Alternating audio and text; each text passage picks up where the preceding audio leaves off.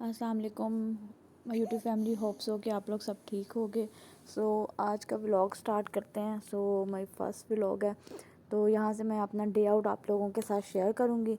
और यहाँ पे मैं नहा के शावर लेके आ चुकी थी और मैं करने लगी थी अपनी बाल ड्रायर से। तो यहाँ पे मैंने अपने बाल अब प्रॉपर तरीके से ड्राई कर रही थी। और ड्राई करने के बाद मोस्टली हम लोग सीरम यूज़ करते हैं, तो मैं यहाँ यूज़ कर रही थी वाइन्स का हेयर सीरम। सीरम बहुत अच्छा है और ग्रीसी नहीं करता, बालों को बड़ा अच्छा इफेक्ट देता है। तो आप 1-2 ड्रॉप अपने हाथ पे पंप पे लेके और आप अच्छे तरीके से इसको रूट्स में नहीं लगाना होता, बस ऊपर ऊपर से आप इसको लगा सकते हैं। बहुत अच्छी क्वालिटी है इसकी, गुड सीरम है। तो आप प्रॉपर पूरे बालों को लेयर्स की शेप में लगा सकते हैं। इसके बाद मैं यूज़ करी थी यहाँ पे रिमिंगटन का स्ट्रेटनर बहुत अच्छा है। सिल्क स्लीक स्ट्रेटनर है, बहुत ज़बरदस्त क्वालिटी है इसकी। रिमिंगटन का ओरिजिनल वाला है। और क्या उसे कहते हैं, किसी ने लेना हो तो आजकल दराज पे बड़ी अच्छी डिस्काउंट में मिल रहा था। मैंने तो लास्ट ईयर अपनी शादी से पहले ये लिया था और मुझे तो इसकी क्वालिटी बहुत अच्छी लगी है। बाल मतलब करने के बाद ना, स्ट्रेट करने के बाद ऑलमोस्ट 24 और तो आपके बाल स्ट्रेट ही रहते हैं और सिल्की भी रहते हैं ऐसे बाल। तो और बालों को डैमेज भी नहीं करता। इसका जो टेम्परेचर है वो 235 तक ऑलमोस्ट जाता है। आपने कम करना हो तो कम भी कर सकते हो। इससे आप अगर कर्ल करना चाहो ना तो कर्ल भी बहुत अच्छे होते हैं और बारीक कर्ल होते हैं, क्योंकि इसकी जो प्लेट है ना वो इतनी चौड़ाई में नहीं है, तो बड़े तरीके से स्ट्रेट हो जाते हैं। तो मैं इसको पोर्शंस बना के नहीं करी थी। आप लोग पोर्शन बना के भी बालों को स्ट्रेट कर सकते हैं। मैं तो सिंपली बस उसको, मेरे बाल वैसे इतने स्ट्रेट वो नहीं है, कर्ली बाल बहुत स्ट्रेट है।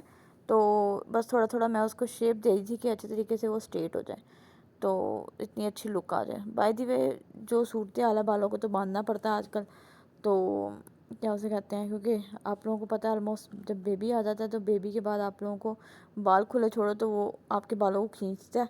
तो सिंपल सी बात है, इस तरीके से मैंने भी अपने बालों को स्ट्रेट किया। लेकिन मैं अभी उसके पोनी कर लूँगी उसकी, क्योंकि खुले छोड़ूंगी तो सिंपल सी बात है फिर वो उसके हाथ में आते हैं तो वो फिर खींचती है। तो फिर बहुत ज़ोर से खींच लेते हैं बच्चे। मुझे नहीं समझ आती कि इतनी ज़ोर से बालों को क्यों खींचते हैं, किस तरीके से बच्चों से बाल खींचे जाते हैं। और स्ट्रेटनर काफ़ी अच्छा है, इसके रिव्यूज़ भी आप लोग यूट्यूब पे गूगल पे देख सकते हैं। और उसके बाद दराज से अगर लेना हो तो दराज पे भी आप रिव्यू देख सकते हैं। मैंने दराज से नहीं लिया था, मैंने ये लास्ट ईयर अपनी शादी से पहले अलफतेह से बाय किया था, तब ये आई थिंक सो 1300 to 1400 के राउंड अबाउट था। तो अब ये आई थिंक सो 20,000 के राउंड अबाउट है। लेकिन अच्छा है, बाल अच्छे स्ट्रेट कर देता है, क्वालिटी अच्छी है, बुरी नहीं है। और बाल आपके काफ़ी देर तक स्ट्रेट रहते हैं।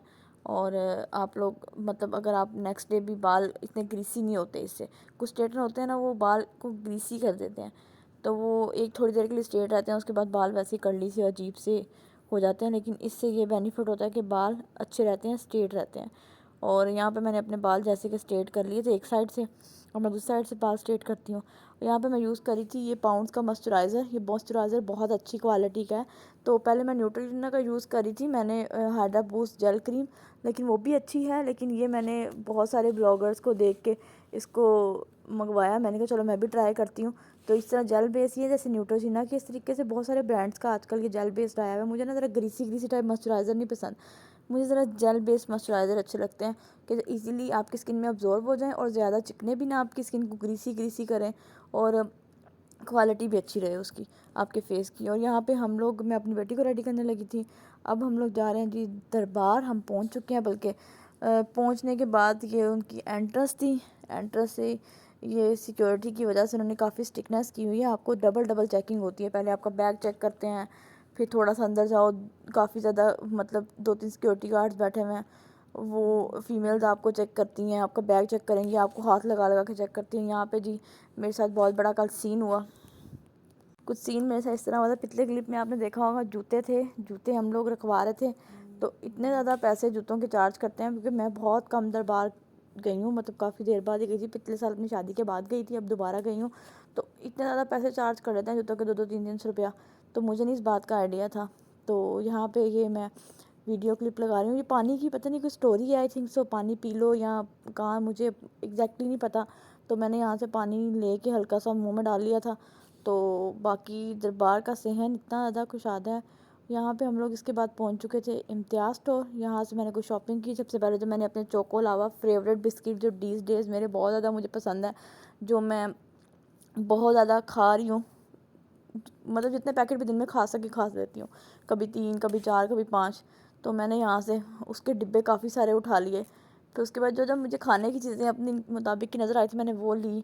फिर बाकी कुछ शैम्पू, कंडीशनर, कुछ इस तरह घर की ग्रोसरी थी वो ली। फिर उसके बाद हम लोग पहुँच चुके थे कि कुछ शॉपिंग करनी थी, कपड़े वगैरह देखने थे। आप लोगों को पता है कि जैसी सर्दियाँ आती हैं तो लड़कियों का काम शुरू हो जाता है कि भाई साढ़े को तो कपड़े नहीं है, साढ़े को तो कपड़े नहीं है। कपड़े होने के बावजूद हमें कपड़े नहीं मिलते कहीं जाने के लिए। तो फिर हमने शॉपिंग की यहाँ से, कुछ लाइमलाइट से, कुछ मैंने अपने ड्रेसेस लिए, कुछ मैंने ट्राउज़र ऑनलाइन मंगवाया था, उसका कलर एक्सचेंज करवाना था वो कराया। उसके बाद मैंने जो कपड़े यहाँ से, काफ़ी मैंने अनस्टिच सूट लिए, 2-3 ट्राउज़र मैंने स्टिच में लिए, कुछ मैंने चेंजिंग कराना था वो ट्राउज़र चेंज करवाया। करवाने के बाद ये मैंने एक पर्पल वाला सूट भी ले लिया, इससे ऊपर ब्राउन सा था, ये ब्राउन वाला भी मैंने लिया। उससे ऊपर एक ग्रीन था सबसे ऊपर, वो भी मैंने बाय किया था।